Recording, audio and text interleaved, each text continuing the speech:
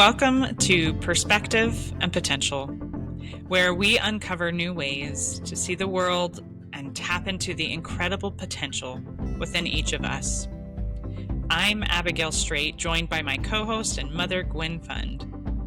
Together, we'll explore ideas, stories, and strategies designed to help you grow, shift your perspective, and embrace a more complete version of yourself. If you'd like to learn more about us, you can check us out at perspectiveandpotential.com. Thanks for joining us. Let's dive in and see where a new perspective might take you. Today, we're tackling a mindset that so many of us wrestle with: perfectionism. Whether it's the pressure to look a certain way, achieve more, or avoid mistakes, we've all felt that nagging voice telling us that we're not enough until we're perfect. But what if perfection isn't the goal? What if progress, that slow, messy human progress, is actually the path to real growth and self-worth? That's exactly what we're going to unpack today. So, Mom, several years ago, I remember calling you and asking a question about this very subject, only I didn't name it as perfectionism. I called and I couldn't figure out why I was ruminating and stuck on something that I had just felt a little bit embarrassed about in front of a group of people. And it was funny because you called it out. You said, well, that's perfectionism. And you shared that you had struggled with it too. And it was funny because I never considered myself a perfectionist because I was acutely aware of where I was not perfect. So where do you think our culture's obsession with this perfection begins? Is it school? Is it family, media, somewhere else? Well, to be honest, there are many, many reasons that people become obsessed with perfection. Definitely, some of us come packaged with that desire to grow, improve, and perfect ourselves, um, or maybe even just the environment around them. And that is not, in and of itself, really a bad thing. If you look at Thomas Edison, for instance, he created 1,000 light bulbs that didn't work before he finally created one that did. So that drive to perfect the light bulb has truly blessed all of us. Um, and wanting to do your best or be your best self is really a worthy goal. But seeking perfection is one thing, but obsessing about perfection is where it's all going wrong in my book. I believe the obsession is created in our families and in our communities and right now in our social media drivers. So in our homes, we can be taught one of two things: either that anything less than perfection is not acceptable, and so we become stressed to be perfect, or perhaps the other thing that we might be taught is that we are inadequate in some way. And our personality is such that we feel the need to prove ourselves to our parents, when in fact, nothing that we will ever do will be enough to impress them because they may lack the ability to see the positives in life. Some people are just kind of negative in the way they look at the world. Now, in our communities, we start grooming our youngsters in sports, dance, music, or academics from as early as 3 years old. So by the time that they're 12, they are keenly aware of what it means to compete. The stakes can be really high in the form of monetary rewards or scholarships. So it's no longer enough to be good at something. We can't even enjoy the exercise of the activity because now we have to be better than anyone else in that performance. We have to be the best. And at that moment, a perfectionist obsession is born.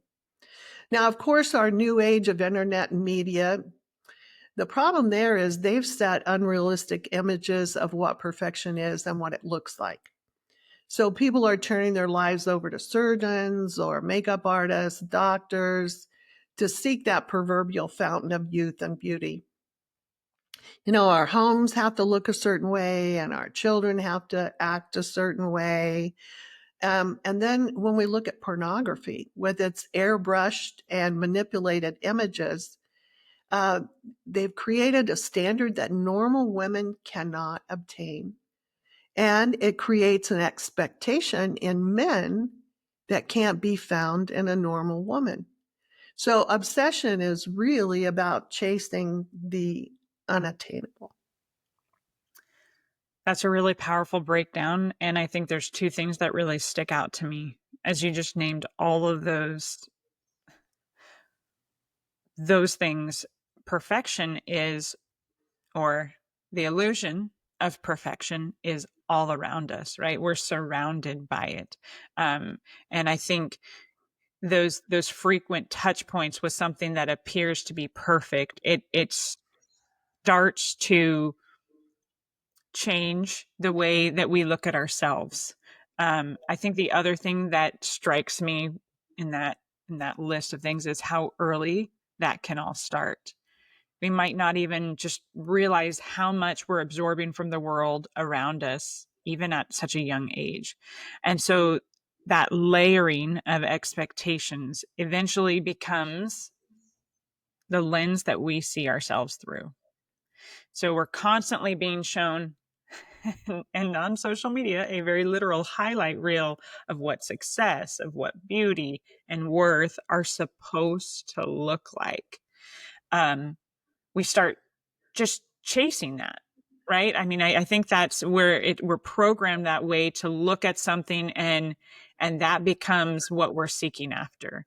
And I feel like that can be very draining, because the parts that make us unique, um, our individuality, our creativity, or compassion for other people and their imperfections, I feel like it leaves very little room for that. Yeah. So in this conversation of progress over perfection, I'm wondering if we can start to call it out. Maybe we can start to challenge that instinct within ourselves and replace the pressure to be perfect with permission to just be human. And if nobody outright just said, you have to be perfect, it's still easy to pick up that message, like you said, from the world that's around us, that good isn't good enough. Um, so why do you think we equate mistakes then with failure instead of growth? Well, I personally think that when we create one ideal that for most people is not attainable, we're dooming ourselves to feel like a failure. Because even second place in an Olympic race can seem like failure. This competitive drive to be the best doesn't allow us to acknowledge the things that we've learned or to focus on our own growth through our efforts if we come in second. The fact is, we lost. We somehow failed to be fast enough, strong enough, smart enough, or beautiful enough to come in first. And it doesn't have to be the Olympics or the scholarship to Harvard. It just needs to be the competition that we're facing in our own world. How does our house compare to our neighbors? And how do our kids stack up to other people's kids? How about our clothes, our cars, our vacations? Obsession with perfection demands that we define perfect. And in today's world with AI and mass media, many definitions of perfection are bombarding us daily. It's like a buffet, and there's so many choices out there to make. So what is perfection? And which perfection, do I stand the chance of catching? Do I choose one that's recommended by this buffet, or do I do the harder work, make my own definition, and then risk being ridiculed by others who believe in the buffet, right? It takes courage and strength to be different from the norms around us. So I have this sign in my office that says, you'll never leave where you are until you decide where you'd rather be. Well, I really like that because to me, it explains that our progress is ultimately a choice that we have to make. But in order to make that choice, we have to know ourselves, our strengths, our weaknesses, and our personal likes and dislikes. And then we have to define what our own perfection might look like based on those things. Because the world needs all of us to become the best version of ourselves and not to be all to be chasing that same buffet definition of perfection.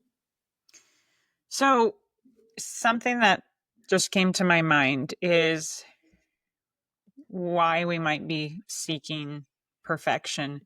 I know I feel like when I'm having a conversation with my kids, and particularly when my teenage daughter, right? And what I've come to find is that we tend to try to one reason we might be seeking perfection is to avoid embarrassment.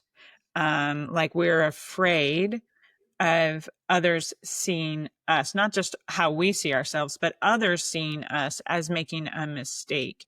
Um, and that feeling of embarrassment, I'll admit, like that is one of the worst feelings in the world. And so, why do we try to avoid feeling embarrassed? What is it about that there's a lot of feelings and emotions out there, but embarrassment seems to be one that we're very, very, very resistant to. At least in my own life, I think those are the moments where I obsess and I think about, what I should have said or done differently, but I can't go back in time and fix it. So, you know, our self-esteem hinges on either how we feel about ourselves or how other people feel about us. And so I think we're all sensitive to criticism. Because, like it says, if you have this flaw, you have this weakness, and you know that it's there, but somebody calls that out, it's like, the Wizard of Oz, and they pull the curtain back, right? Mhm. Yeah, It is just like, it's exposed. And it really comes down to being able to accept the good and the bad in ourselves, right? And so if we have a weakness, but this is all part of this growth process too. you know um yes, we definitely want to act on our strengths, and when we're looking at that at ourselves, and we're setting our goals, of course we're setting goals like, I have this strength and I'm gonna really drive on that one. But we also have those weaknesses, and when we don't include those weaknesses in our goal setting, then, we are trying to hide them behind the curtain. And so being able to take a criticism and say, hey, man, yeah, I struggle with that. It's that honesty. It's part of accepting yourself, uh, warts and all, right? 100%. And I think that the advice that I find giving, because I've done it myself, when we can, I think you hit the nail on the head. When we can learn to be honest, and which is also being vulnerable. If we can Hmm. do that, it's a very freeing feeling to just say, I'm not a good dancer, and that's okay with me. I really admire people who are incredible dancers, but I'm not necessarily seeking to be the world's best dancer, right? And so, if I'm a little gawky on the dance floor, but I'm just having fun, right? Then it's really quite freeing to be able to be honest with our. And how sad to not be able to dance when you feel like dancing because you aren't good at it, and you Yeah, fear the criticism. exactly. So then what actually happens in our brain when we're stuck in that perfectionism mode? Well, there really are a number of mental health disorders associated with perfectionism. Um, Certainly, anxiety and depression, eating disorders. Oh my gosh, body dysmorphia, obsessive compulsive personality disorder. Perfectionist behaviors contribute, of course, to things like OCD, and they are associated with low self esteem, and social anxiety, self criticism, and critical judgments. Because our brain is already geared to see what's not right. But those habits put that skill in our brain kind of on steroids, so to speak. We start to develop unnecessary and sometimes very unhealthy habits that begin to take charge of our thoughts, like you were talking about, and our behaviors. So, how does chronic perfectionism actually activate that stress response system? And then what toll does that take on our health? Well, okay. So when we have those chronic perfectionist behaviors, they do create stress within us because we're trying to perfect ourselves into something that we are not. Again, we're talking about unrealistic expectations. So, like, if you have a goal to be a better piano player, and you're still in that learning stage where you have to practice and all that kind of stuff, um, it's it can either make or break you, right? You'll either say, I'm never going to get this, or you're going to try harder. And if you think about a person with an eating disorder, they're never going to be able to see themselves as thin enough. And the constant cortisol and the lack of nutrition will eventually destroy their body. And I'm going to put in a sub uh, thing here because a lot of young girls that we see with eating disorders have a mother who's always on a diet. So that's a really interesting comparison there. But the person who succumbs to OCD, it causes trouble in their relationships.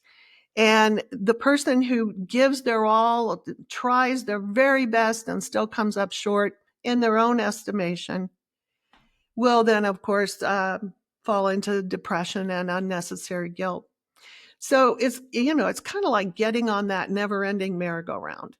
At first, it seems like fun, but then it can be maddening when the habits begin to rule us instead of serving us. It's interesting because on like the topic of the physical perfection and people who really seek after a specific thing, and so maybe it's eating disorders or really like constructive surgery after constructive surgery, we're chasing after a very specific prescribed look. The conversation that I find myself having with my own daughter is to acknowledge that there are different body types out there. There is a huge gene pool out there, and we're not going to all look the same. And that's actually wonderful.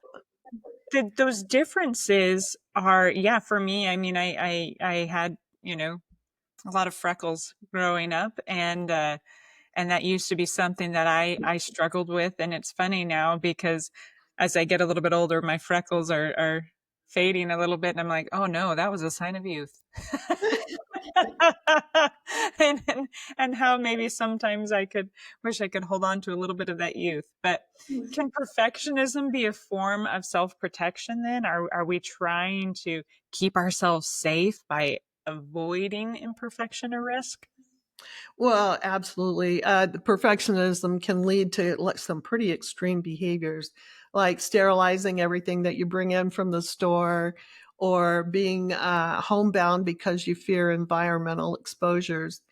But and I really think if we have a strong inner critic in our own mind, and isn't that what perfectionism boils down to? Is I am not right yet. I am not, I haven't attained that. That's what's driving this obsession.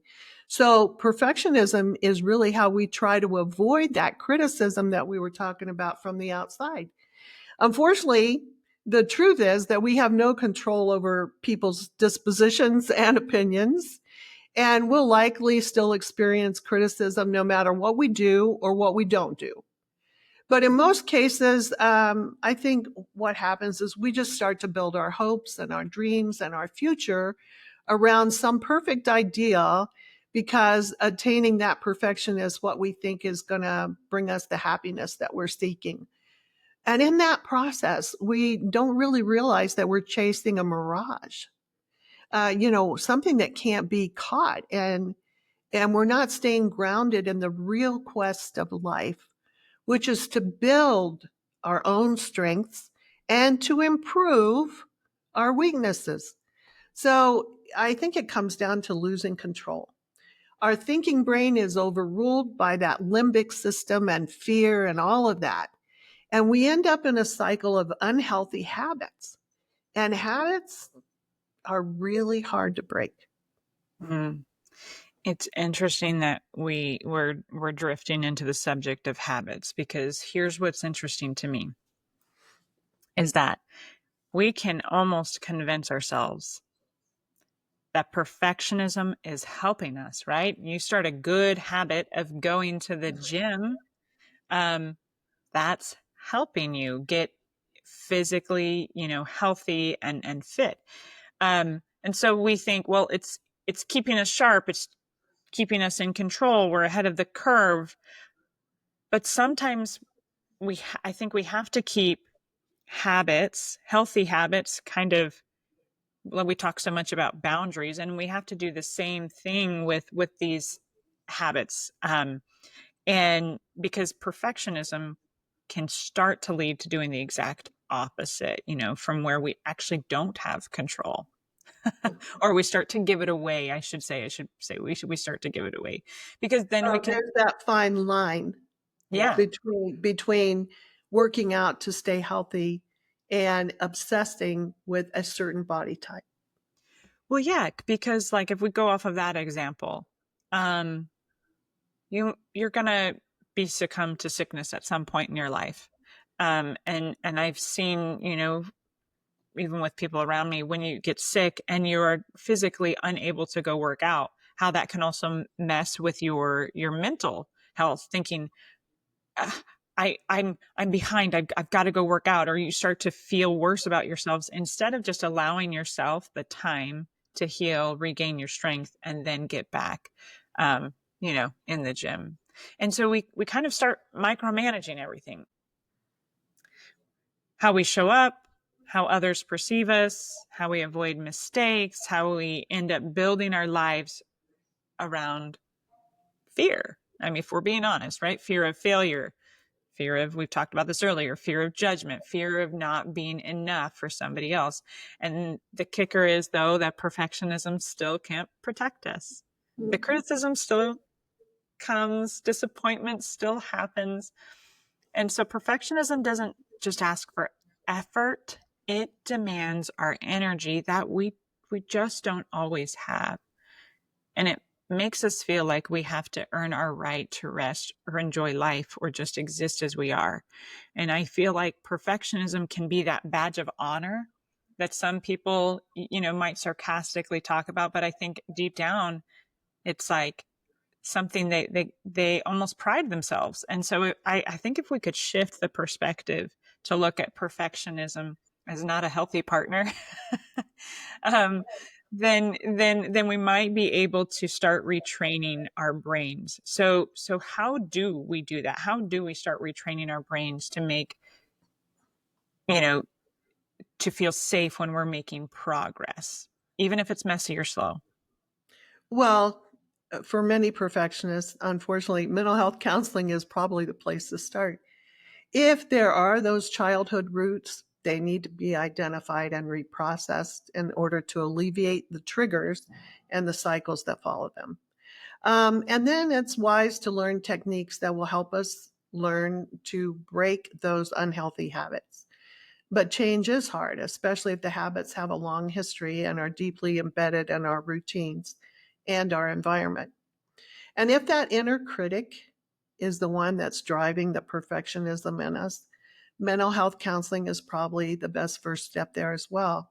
Why are we so self critical? And are we allowing influences from the outside to dictate what we should look like, what we should want, what we should be doing? Are we setting unrealistic expectations and goals for ourselves?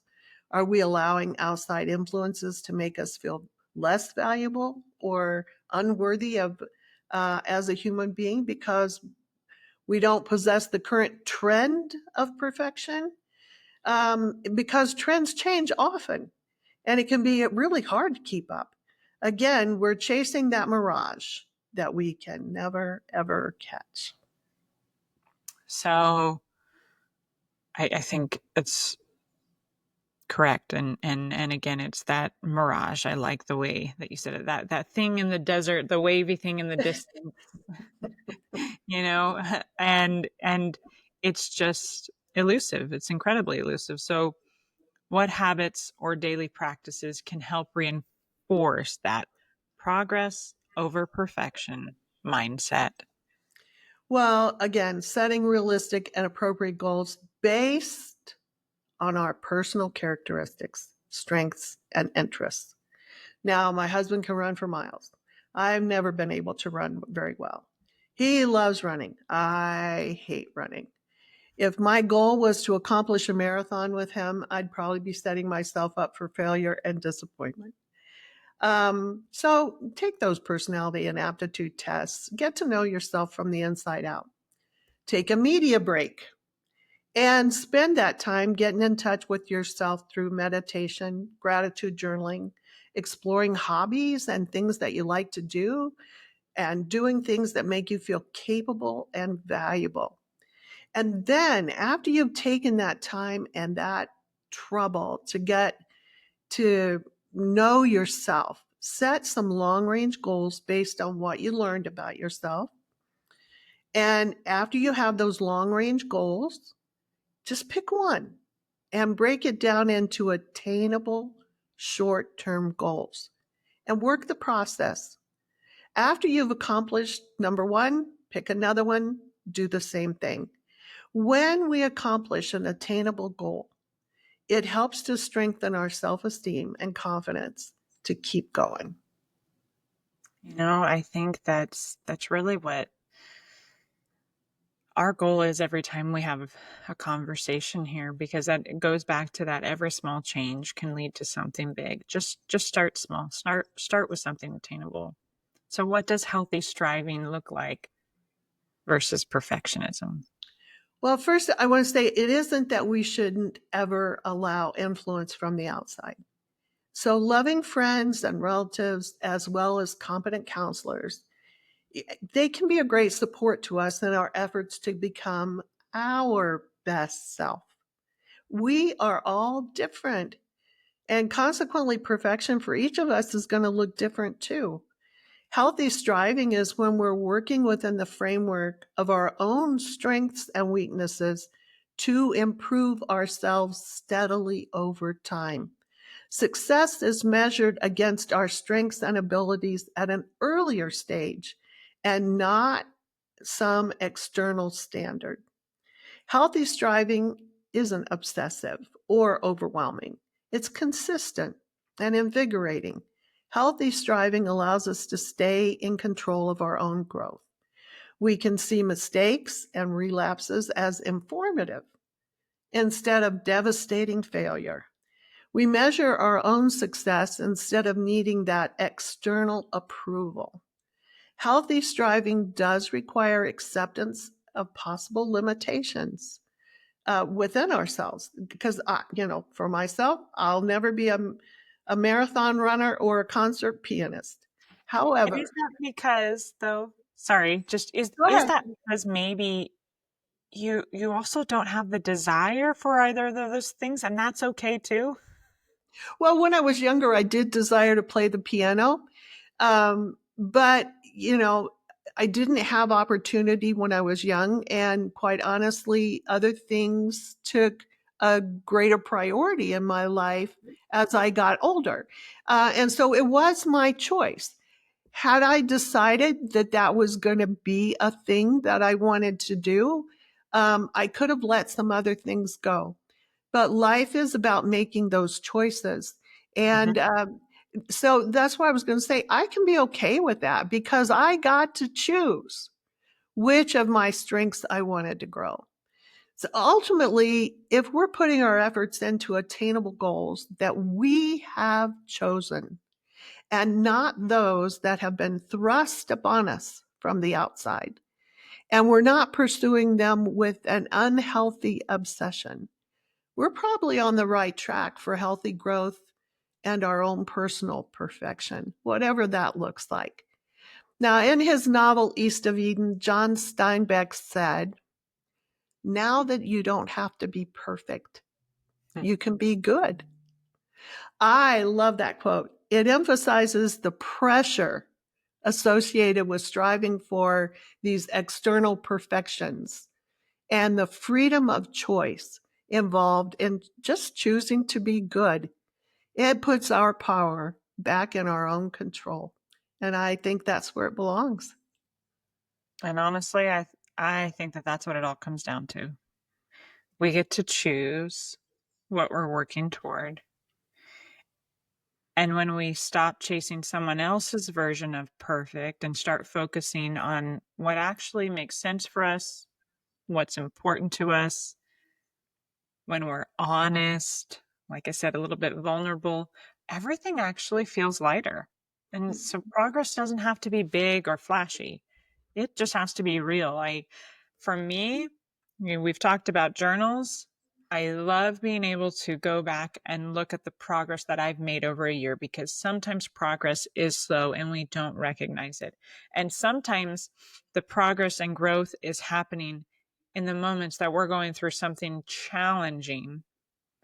And it's not until we get through that we look back and maybe we might not have even traded out that hard experience because we realize that we are better for what we've gone through. So when we give ourselves permission to grow at our own pace and on our own terms, that's when the good stuff happens. Confidence, peace, and maybe a little bit of joy. As we come to a close, let's just pinpoint a few of the most crucial points from our talk and consider how they apply to our daily lives. Perfectionism isn't about high standards. It's actually about fear. It disguises itself as ambition, but it's often rooted in self doubt and a desire to avoid criticism.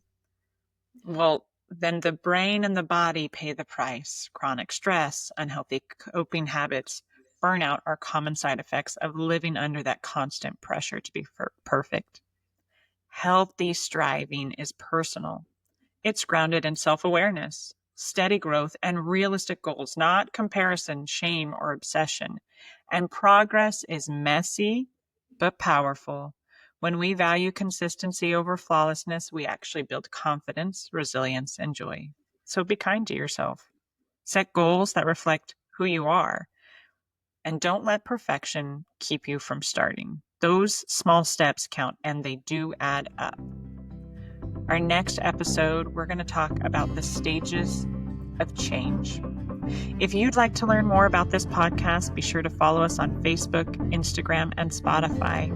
We'd love to hear from you. Your input helps shape the conversation and makes perspective and potential even more impactful. We're Gwen and Abby, and you've been listening to Perspective and Potential. Until next time, keep exploring new perspectives, and remember that every small change can lead to something big. Food for thought. Bon appetit.